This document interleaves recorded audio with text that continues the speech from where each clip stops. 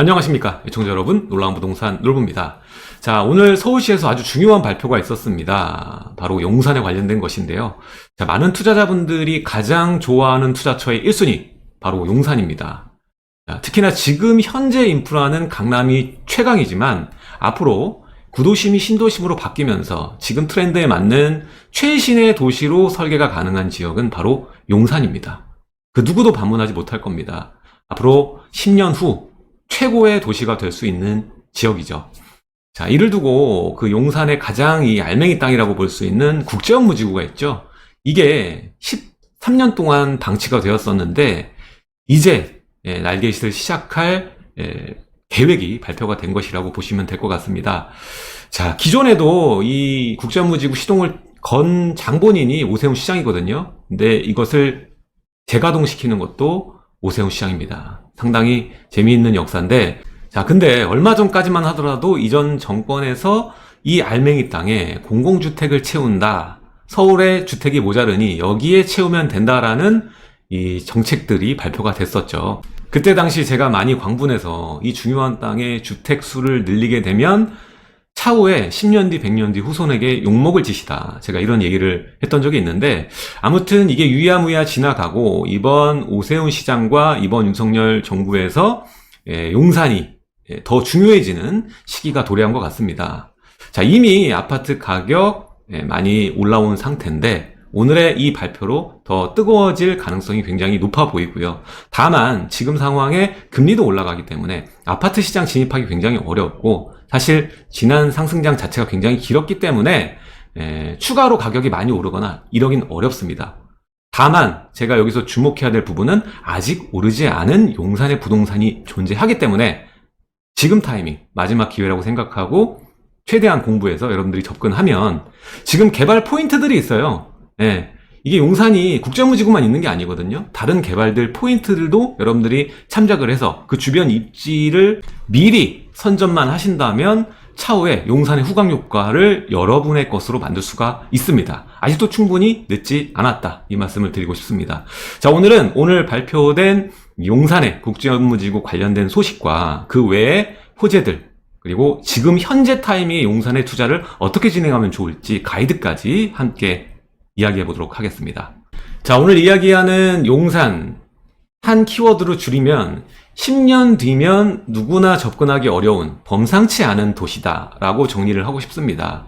자, 이미 용산은 접근하기가 어렵죠. 가격이 많이 벌어져 있습니다. 자, 갭 투자를 할 경우에 동부 이촌동 경우에 재건축이 아닌데도 불구하고 전세가 놓고도 전세가보다 더 많은 금액이 들어갑니다. 전세가율이 50%도 안 되는 도시예요, 이미.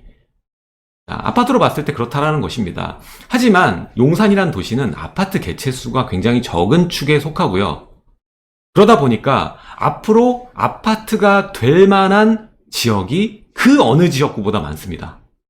게다가 가치는 그 어느 지역구보다 높죠. 그래서 적은 자본으로 최고의 효율을 낼 수 있는 최고의 지역구가 용산이 될 수 있다는 것입니다.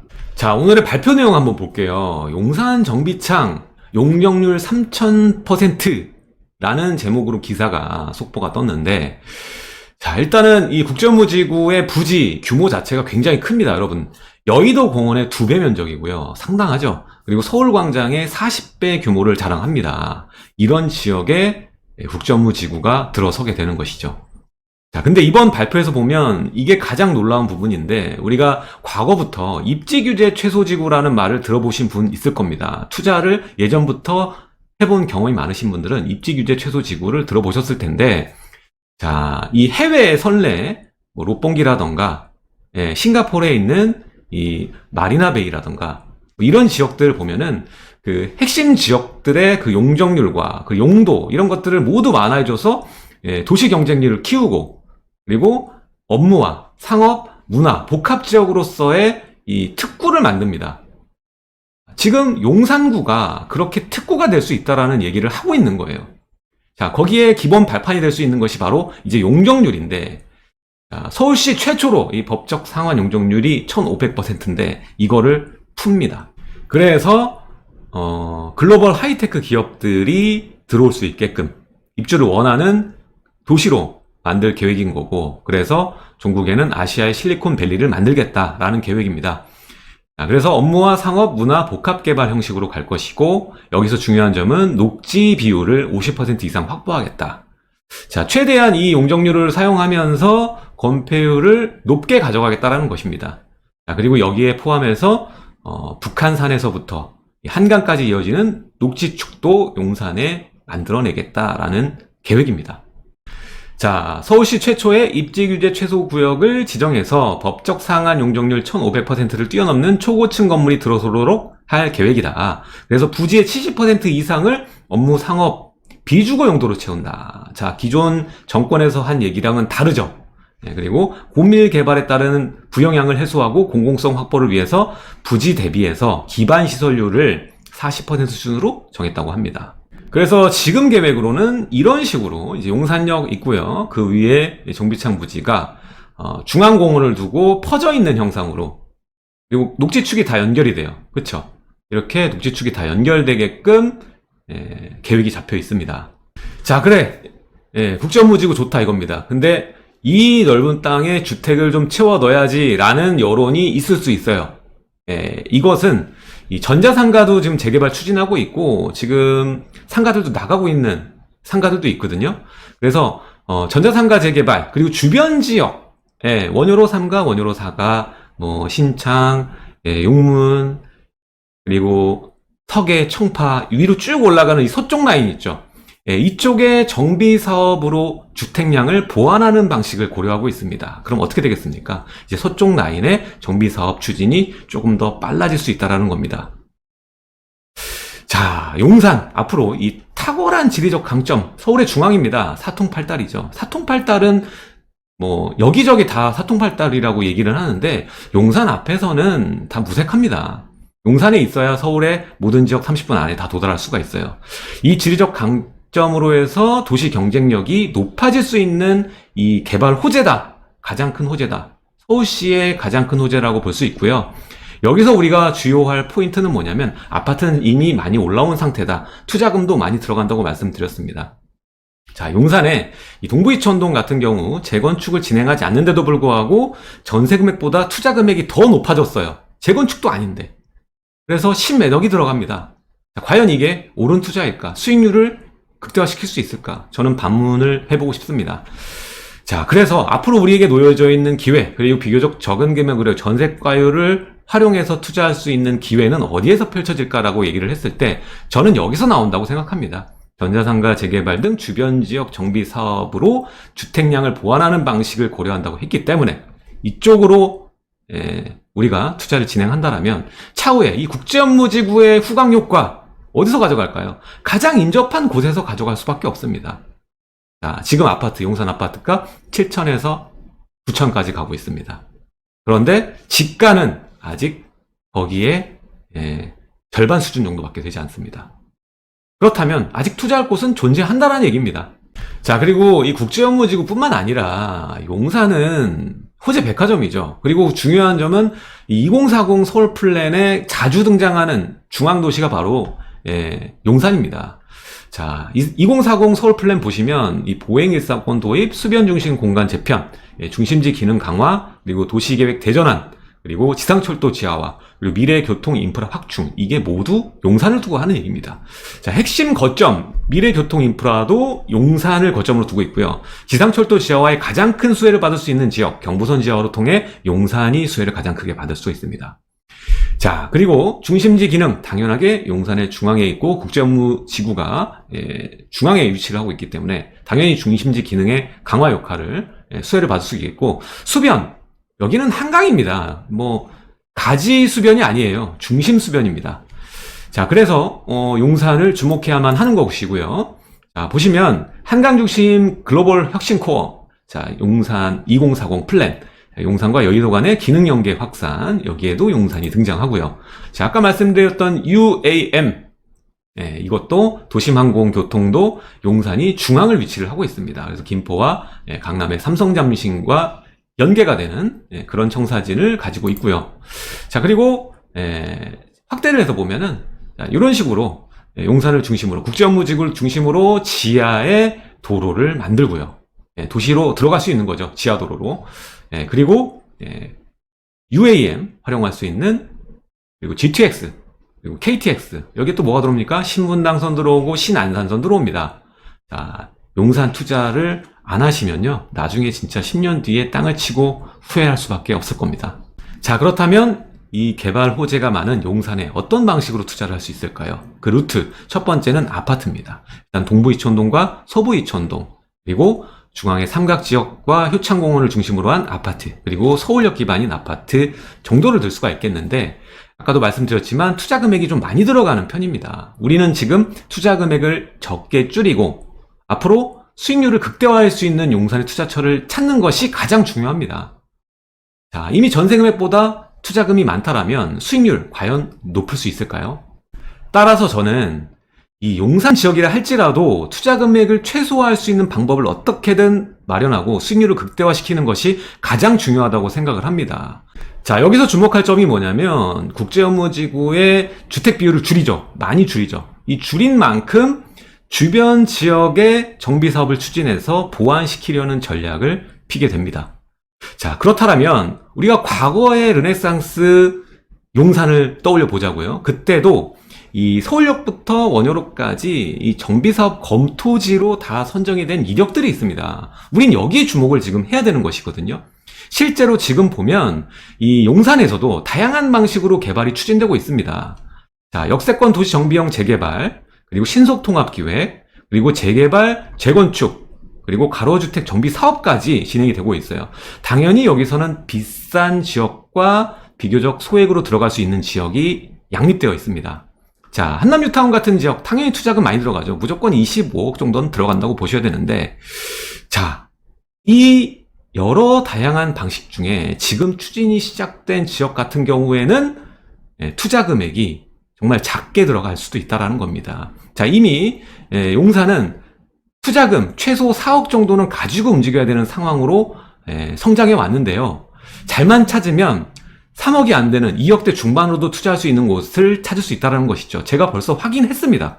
2억 중반 딱 들어가더라고요. 그러면 이러한 방식으로 추진되는 투자처를 투자할 수가 있습니다. 이게 과연 1년 뒤에 가능할까요? 지금 용산이 아닌 뭐 중랑구, 면목, 망우 이런 데도 투자 금액이 2억이 넘어가는 상황입니다, 지금. 그런데 용산에 그런 기회가 있다면 무조건 잡아야겠죠. 자, 지도를 보시면 지금 추진 중인 개발들이 보이죠. 자, 한남뉴타운 보이고요. 그리고 위에 있는 후암 일대, 그리고 청파 1구역, 그리고 신속통합기획, 그리고 공공주택 복합사업 추진지, 그리고 삼각지역 후면, 그리고 용산역 주변에 있는 지역들, 국제업무 빌딩 주변, 뭐 이런 여러 가지 개발들이 이미 확정돼서 진행 중에 있어요. 근데 중요한 게 뭔지 아십니까? 지도에 표현되지 않은 지역이 더 많다라는 거예요. 자, 이 중심을 보면은 이제 원효로 일가도 역세권 도시정비형 재개발 추진 중이고요. 이 효창공원 일대도 똑같이 역세권 도시정비형 재개발 추진 중이고요. 그리고 밑에 원효로 3가, 그리고 신창동 일대 공공재개발 가로주택 정비사업 추진 중이고요. 수많은 지역들이 있어요. 그래서 이 지역들 과거에 이쪽 서계 청파 라인부터 이 밑에 있는 하단 라인까지 다 검토 지역들이었습니다. 그래서 지금 노후도 법적 요건이 맞는지 확인하시고, 그리고 지금 추진하는 동의가 나올 수 있을지, 이런 것들만 체크를 잘 하신다면 충분히 작은 금액으로도 수익률을 극대화할 수 있는 그러한 지역이라는 것입니다. 자, 제가 예전부터 원효로 일가 추천 많이 드렸고요. 그리고 1, 2년 전에 효창공원 역세권도 추천 많이 드렸습니다. 자, 이 효창공원 역세권 1, 2년 전만 해도요, 이 매매가 4억 정도면 됐었고요. 투자 금액 1억 들어갔습니다. 그리고 원효로 일가 같은 경우에는 뭐 1, 2년 전만 해도 한 5억에서 6억 정도면 됐고, 투자 금액은 1억 5천 정도면 됐습니다. 근데 지금 물건들의 가격들 보면요, 다 이렇습니다. 거의 뭐 8억에서 뭐 10억대를 왔다 갔다 하는 금액대로 나오고 있고, 실제 거래가 되는 금액대는 거의 뭐 7억선, 이 정도면은 뭐 대지지분 5평, 6평짜리 투룸이 거래가 됩니다. 그러면은 불과 1년 만에 1억 투자해가지고 세 전으로 3억 이상의 그 수익을 거두게 된 것이죠. 자, 중요한 점은 이미 추진이 어느 정도 돼서 프리미엄이 오른 곳에 들어가실 필요는 없습니다. 똑같이 이렇게 될 수 있는 용산의 자리들을 찾아내는 게 중요한 것인데, 자, 용산이라는 곳 이제 시작입니다. 시간을 투자해야 되는 겁니다. 지금 이미 비싸져 있는 물건들을 사시면 안 되고요. 지금은 아직은 괜찮은 자리를 사야 돼요. 그래서 올라갈 자리를 사야 됩니다. 자, 그래서 지금 용산의 투자 전략은 시간을 투자해야 되는 투자처니까 장기로 여러분들이 접근을 하셔야 되고요. 그리고 자기 투자 자본을 비율을 낮춰야 됩니다. 전세가보다 낮게 들어갈 수 있는, 비슷한 수준으로 들어갈 수 있는 그런 투자처를 찾아내셔야 되는 것이고요. 그리고 1주택 이상이신 분은 임대사업자를 활용해서 하시면 6억입니다. 지금 용산에 투자할 때 아까도 보셨지만은 거의 뭐 8억, 10억 기반인데 이런 물건들 임대사업자 낼 수 있나요? 못 냅니다. 6억, 60제곱 지켜야 됩니다. 그래서 그 밑으로 내려올 수 있는 물건을 취해야만 이 거주주택 비과세 살릴 수 있고요. 그리고 각종 혜택들, 보유세 감면 들어갈 수 있고, 차후에 올 하반기면 전 발표 예상하는데, 어쨌든 이 임대사업자에 대해서 주임사, 어차피 아파트 등록이 안 되기 때문에 종부세 합산 배제가 나오지 않을까라는 생각이 듭니다. 그때 가면 늦을 겁니다. 자, 지금 중요한 거는 용산 지금 제가 찾은 자리 중에서 2억대 중반으로 투자할 수 있는 자리, 용산에서 제가 봤을 때 가장 싼 곳인 것 같아요. 그러면서 이미 그 정비사업 추진을 하고 있는 지역입니다. 동의서를 걷고 있는 자리고요. 자, 이런 자리가 2억대 중반이라면 1년 뒤면은 이 가격에는 불가능합니다. 아까 보셨죠? 최소한 투자금 4억 이상은 들어가야 됩니다. 아까 사례도 보셨다시피 제가 물건은 귀신같이 잘 찾습니다. 그래서 그때도 1억 투자해서 지금 세전으로 3억 남기는 투자를 제가 완성시켜 드렸던 거고, 자, 여러분들도 늦지 않았습니다. 지금이라도 용산 1년 뒤면은 이제 무조건 4억 5억 기반으로 투자금이 최소 금액으로 잡힐 거예요. 자, 오늘은 국제업무지구 계획 발표에 따른 호재 한번 살펴봤고요. 용산의 투자를 어떤 방식으로 진행해야 될지, 개발의 방식, 루트에 대해서까지 자세하게 설명드렸습니다. 저는 무조건 싸게 사야 된다고 생각합니다. 지금 용산에서 싸게 살 수 있는 기회가 있으니. 자, 오늘 용산 이야기는 여기까지 하도록 하고요. 제가 찾은 물건, 실투자금 2억 중반, 이 물건에 대한 궁금증이 있다면 위에 상담 문의 주시면 될 것 같습니다. 그리고 제가 매주 수요일 오후 2시 반부터 약 2시간 동안 강의를 진행하고 있습니다. 오프라인 강의니까 하단에 고정 댓글 누르시고 세 번째 버튼 누르시면 참석 신청이 가능합니다. 많이 오프라인 오셔서 영상에서는 볼 수 없는 많은 내용들 함께 하셨으면 좋겠습니다. 자, 지금까지 시청해 주셔서 감사드리고요. 저는 다음 영상에서 찾아뵙도록 하겠습니다. 놀부였습니다. 감사합니다.